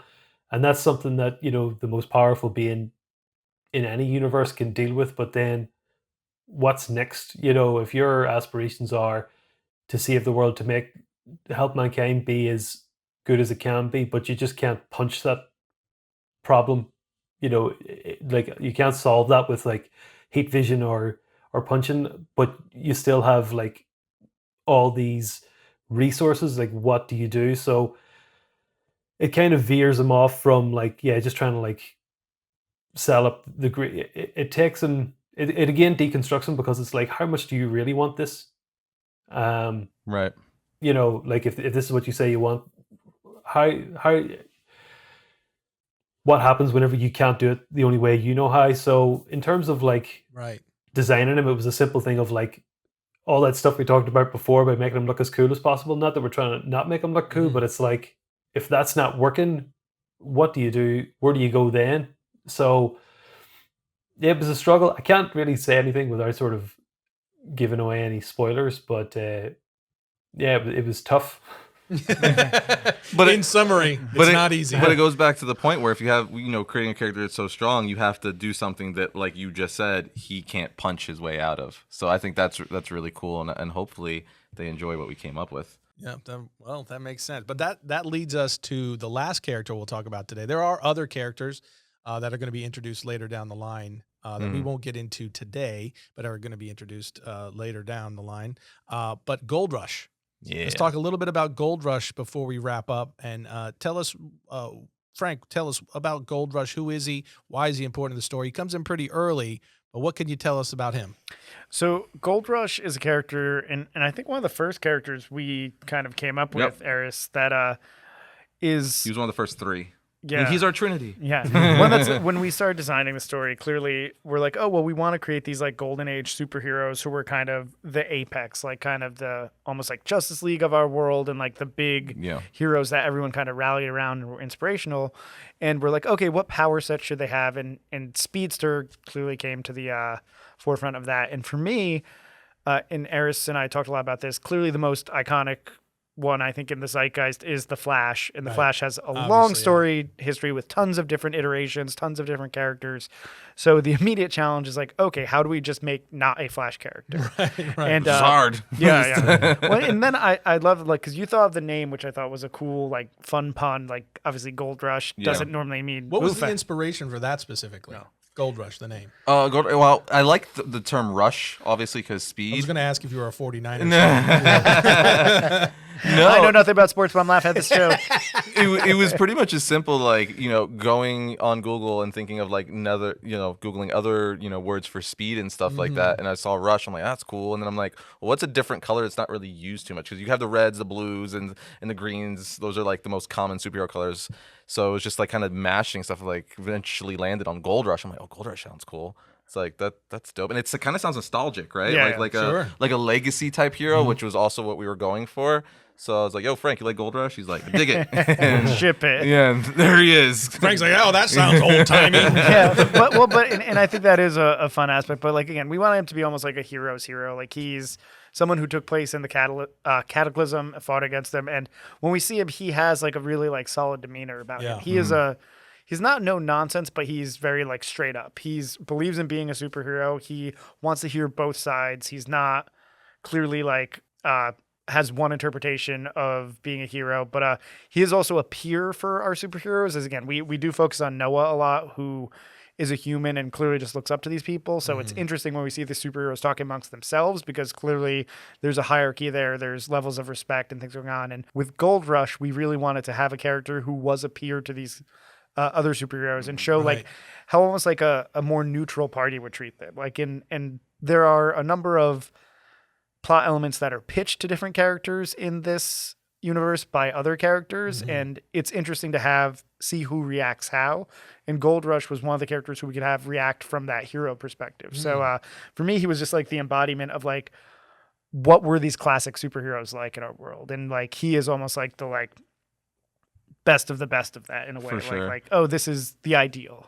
As far as power set going off that, seeing how we gonna make him different from, like, let's say the Flash, because you got Quicksilver, Mutant, right? Flash, Speed Force, chemicals go on him and all. Mean Streak from X-Men 2099. One of 5 different iterations of the Flash. Yeah, so it was like, how can we make, he moves fast, but what can we do to make that different? So, we came up with the idea of like, well, what if he steals or borrows his powers from kinetic energy, right? He could just take anything that's in motion and store it up as a speed, which, I'm sure it's been done before, or probably, you know what I mean, comic books.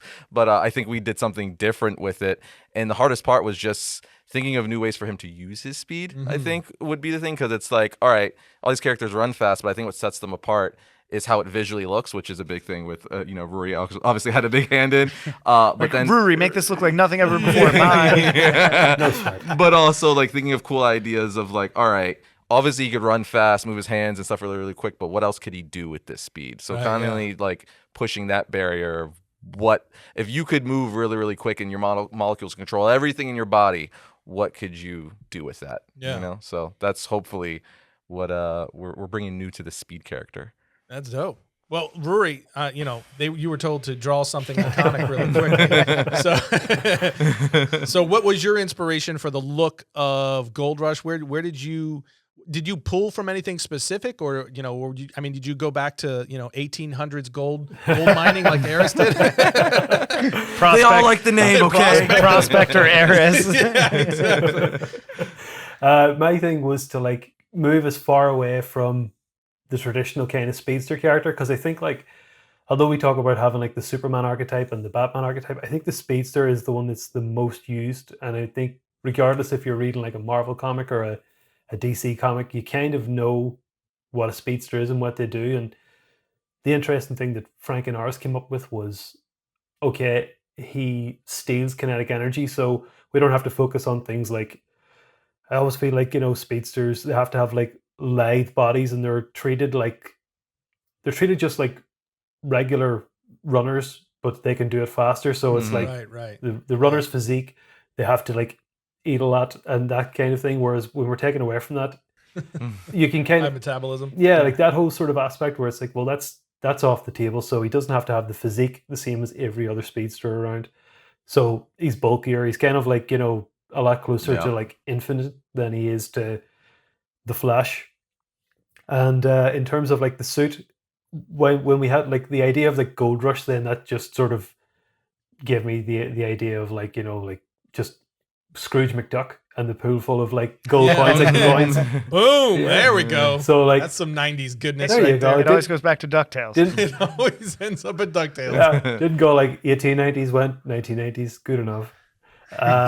So like so for the suit, because I was thinking like I couldn't do it like a fully gold suit for a couple of reasons. One, like that's a lot to look at, and also from drawing like C-3PO in Star Wars, I know like rendering gold is a pain in the backside. So I thought those two things came together to be like, well, have like gold circles on a suit, and then we do a thing that I always love from the anime movie Akira. Like whenever the motorbikes are racing and you get those lovely light streaks behind everything, it's like, well, then they can literally be like. That's my favorite part. That's my favorite part. Yeah. So the streaks when he runs. That's exactly what I was just trying to do then, was like hammer something that I liked. And then it means you can keep the suit kind of simple enough, superhero-y, but without it sort of veering into like, Flash territory where it's all like one color. Kind of took all the color out of it really, and just so the gold coins on the suit carry all of that. And then we were sort of one of the great things that I haven't really got to mention is we didn't have a lot of chat about what the characters looked like, or it was kind of like, this is the power set. And then, so part of like the design thing for me was, okay, this is a bit of a blank canvas. The guys have given me these things to like work with to draw the characters. What can I give them back in terms of like things that these characters can do, or things they have on their outfits? Like we've touched on like Medica, who has like loads of different like life-saving equipment on her suit, but it's not like she's walking around like a walking ambulance. So like with Gold Rush, it was pretty simple. It was kind of things like he has like like they're not exactly blades on his elbow pads. They're just kind of like they look like it, but they might be like just rubber. But because he moves so fast, he can like cut through tanks or anything. It kind of like uses that sort of aspect of it, versus like he can just run really fast. Like this guy, there's also something that I thought like is really interesting is like, if you steal kinetic energy, then in a gunfight, you're not dodging bullets, you're just stealing all that.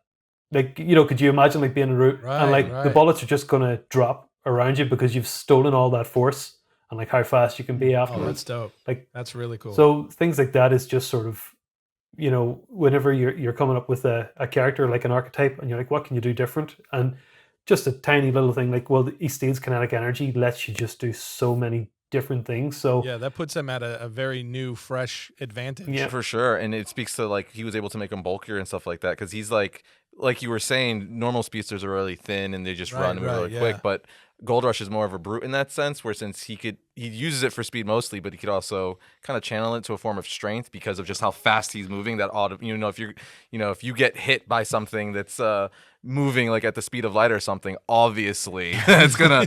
So it makes him really strong at the same time. And he doesn't have to be thin either. It gives him that hero silhouette too, which is why I'm saying like we have a whole swath of superheroes in our story, but Gold Rush is also one of the ones we see who's supposed to represent that kind of golden age, and I like that he has that iconic hero look. He's not like a lithe, like in his stance and everything. The way he drew him, it's very like If that helps with that iconic feel, I feel like. So very nice. Good job, Ruairi. Good job, Ruairi. Well, you sowed the seed. Well, we've talked about all of the characters that we get introduced to early on. We've talked about what the story is overall, where we begin. Before we wrap up, I just want to kind of go down the line, and Ruairi, I'm going to give you first dibs at this. Is why, just in the short form, why should readers read? Why should the audience read Astonishing Times? I think one of the exciting things is, I think we've made it clear here, is like we're starting out with the idea of like we're building this universe. It's organic. Our first run is 5 issues, and we're putting a lot of like teasers in there for what else we want to do. But so this gives, especially like the Variant Nation, who've been really receptive to the the teaser trailer and stuff, like you're on the ground floor to like help build this universe with us. It doesn't keep going unless you're picking it up. But also the feedback has been so positive, and even just from like our announcement that you're not only sort of like helping us grow this, but you're going to be involved because we're paying attention to the feedback and everybody's comments and like 100%. what you like and what everybody's very supportive and very constructive with their feedback. So like we'll just take that on board, and this will hopefully be a very, I don't want to say symbiotic because that's not the right term, but we can all be in this together is what I want to say. That's the thing that sort of excites me. I was excited getting on, coming on board to like do the designs and stuff, but the more that Arris was talking to me about, just the involvement of Variant in it, and then seeing whenever we finally, after like a year, got to announce it, and just seeing everybody's responses, like, yeah, this could actually this could be a really beautiful thing. So for me, I think that's a reason to get in. Like we're very much, we're all comic book fans. This is a channel for comic book fans. We're all in this together if we want to be. So what you're saying is, come be a part of the creation of a new superhero universe. Yep, that's it. Frank, what about you?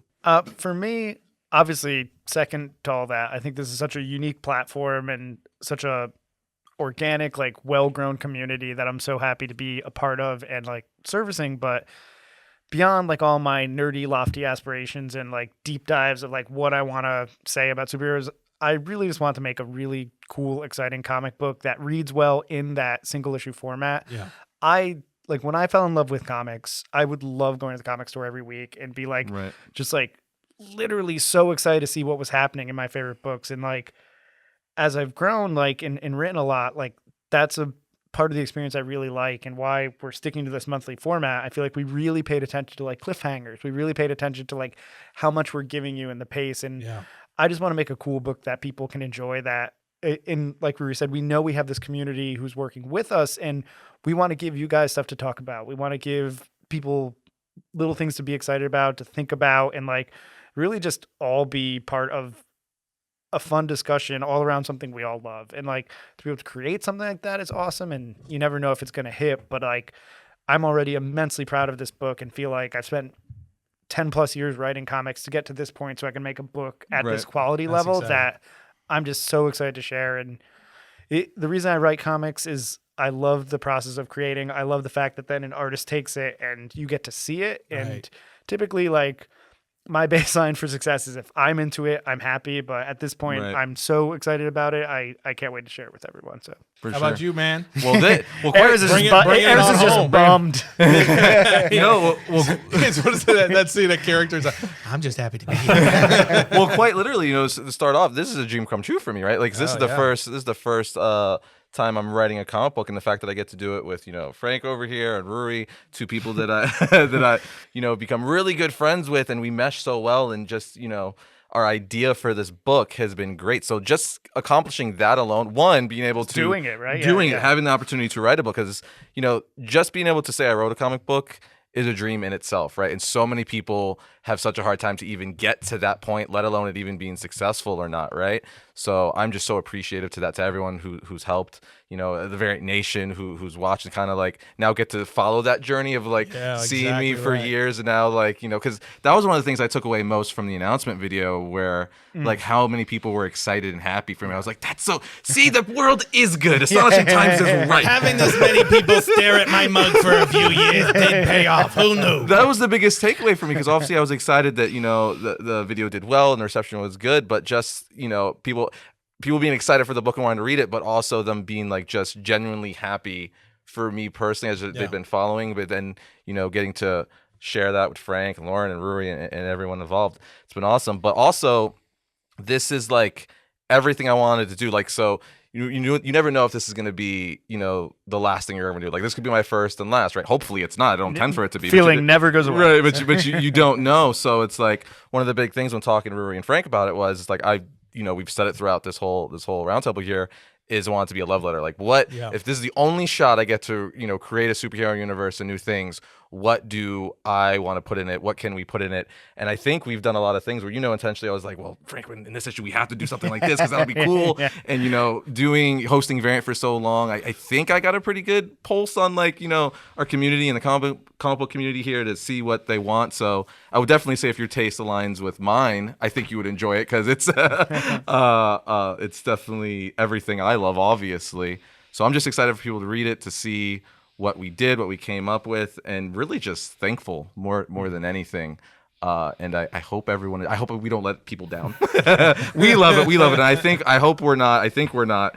But, I never want to say that we're not, because opinions. And I will just jump in, and I know I'd be remiss not to mention, like, the awesome partners we've had at ComiXology and the platform with ComiXology Absolutely. Originals. Like, Chip Mosher is kind of the head over there, who was someone I've known for a long time and took a chance on us to really kind of bring this book to market, and to do it with so little restraint, like so little like hurdles, Absolutely. has been awesome. And to be able to give it directly to our fans the way we're doing it, it's again, I've worked everywhere, and it's just been such a great experience and such a great platform as well. Right. And again, I hope it's the start of something big. And I do have to say one thing, because I didn't say it, directly have to thank the Variant Nation 100%. No, because thank you guys. without them, no one would care. 100. And that's the thing too. Like, Ruairi and I, we've worked a long time, and I feel like this is the most I've ever feel something be embraced. It's not even out yet. So thank you guys so much. Yeah. And as I said, we like, want to get you excited. Yeah, So- like Ruairi said, we definitely are listening to you. We made that, we made it for ourselves. Obviously, it's something we want, but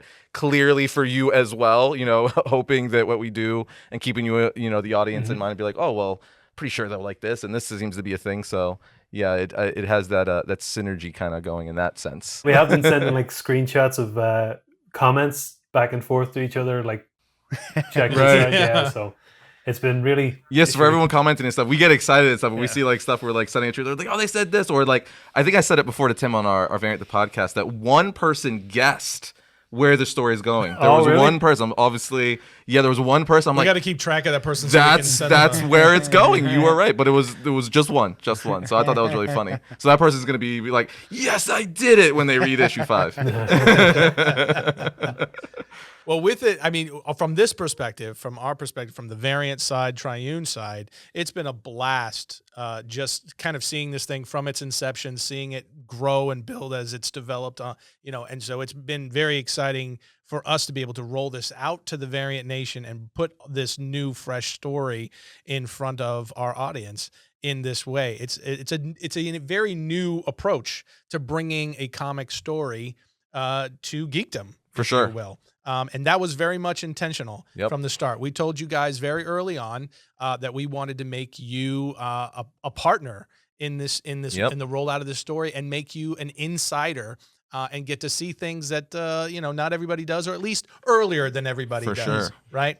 We want to see the full transparency, see the process, like, what goes into making a comic book, what are our ideas, because again, like, we want to be doing this with them in that sense. Exactly. Yeah, I love sharing that stuff. I Yeah. long have, and think it's like, people are so hungry. And I knew even when I wanted to get into comics, it was so hard to find stuff like that. So please, like, we are so excited to be so transparent with everything about this book. That's another cool aspect, because let's say, like, the person doesn't even like what we did, right? But they could still, follow like this type of stuff where it's like, all right, well, this is still how you do a book. This is how you get there. Do and stuff better. like- Yeah, and I think that makes it one, because I think we all talk about privately some of the things that go on, especially amongst fans. Like, from a fan's perspective, we're all fans first and foremost, right? Is that there's a lot of time, especially more lately, I would say fans feel ignored in some ways, right? Because they're seeing certain stories that are going on with their characters, or certain things that are going on with characters that they've loved for a long time. That's very, very true. I feel that way sometimes. Yeah, and you're like, what is going on here? That sort of a thing. And it's like, are you guys even paying attention to whether we're buying the books or whether we're not? That sort of thing. There is that vibe in geekdom, and so that's part of what I mean when I say this is a little bit of a different approach, and that's a credit to you three. For seeing that and for saying, hey, let's partner in this way, and let's do this a little bit differently, use it, with the Variant platform. So congratulations to all three of you guys on this book. July 27th, guys, ComiXology Original. It's going to be hitting digital only first. Right. It will be coming out as a trade paperback in the future after all of the first 5 issues have dropped. But you guys are going to want to pick it up. You can pre-order it right now on ComiXology. The link for that will be in the description of this video, and pretty much any of our Astonishing Times videos where we talk. But we've also got a character profile or character spotlights Yeah. already out there for Noah and Koken. You can go and watch that. That goes into even greater detail with these three guys about who those two characters are. We're going to have another one coming with Infinite and Gold Rush that will do the same thing. And then leading up to the day of release, because we promised you guys, like we've been sitting here talking about, we want to take you guys along for the journey of this book. On July 27th, we're actually going to do a pull list episode on the main variant channel where we're going to actually give you a sneak peek preview of the first issue of the book. And we may or may not continue that as the issues roll out. You know, we'll see. We'll see what these guys let us. How about that? We'll say it like that. This time I get to summarize my own book. Yeah, well, won't that be something? I'll try and rein them in. Just a little bit. But yeah, I also want to thank ComiXology and Chip Mosier and the entire team over there. They have been fantastic partners all along the way, not just with you guys, but as well on our side as well, the business side, I guess you want to call it the variant side. They've just been so supportive all along the way to you guys, which is such a, it shows again, just in the way that you guys have been able to collaborate and build a story that you don't get all the time. Like you said, sometimes it tends to get rushed as it gets through the comic book mill. Right. But again, congratulations to you three, Frank, Ruairi, our homegrown Arris. Thank you guys for joining us and doing all of this and bringing all this to the Variant Nation. But guys, we will see you next time when we talk about all things comics.